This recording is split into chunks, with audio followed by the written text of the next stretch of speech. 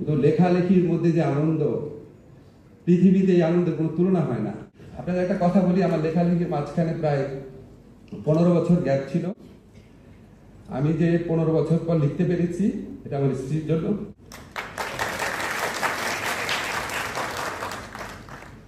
আমাকে নাজমিনের একটা অসাধারণ কথা বলেছে যে আমি যদি লেখালেখি করতাম খুব ভালো হতো।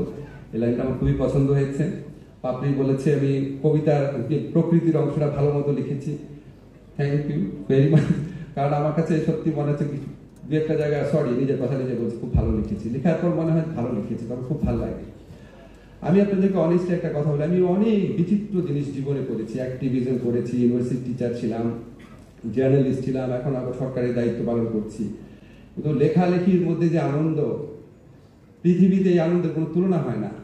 আমি আপনাদেরকে বিশ্বাস করাতে পারবো, আমি যখন প্রচন্ড স্যাড থাকি, আমি শুয়ে শুয়ে আমার ওয়াইফ হঠাৎ আসে বলে তুমি কি চিন্তা করতেছো, আমি মাঝে মধ্যে বলতে লজ্জা লাগে, ও এত বড় লেখককে দেখি সে বড় হয়েছে ছোটবেলা থেকে, আমি এটা কিভাবে বলি।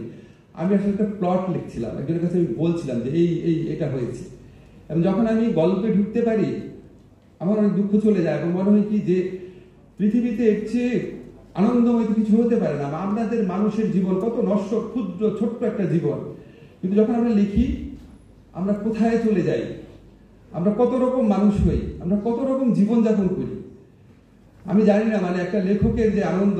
তো নাজিমুদ্দিন যখন বলছিল লেখালেখিতে বেশি সময় দিতে পারবো কিনা, আমি কিন্তু মাঝে মাঝে মন খারাপ করে আমার ওয়াইফকে বলি যে এরকম আমার কি কোনোদিন এই জীবন আসবে, আমি কিচ্ছু করতে হবে না, আমার কিচ্ছু চিন্তা করতে হবে না, খালি ঘুমাবো আর লিখবো।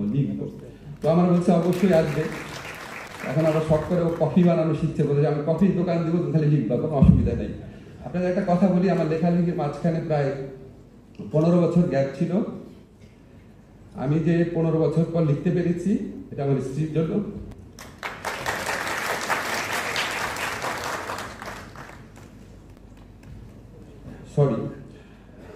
মানে আমি ওর প্রতি খুবই কৃতজ্ঞ।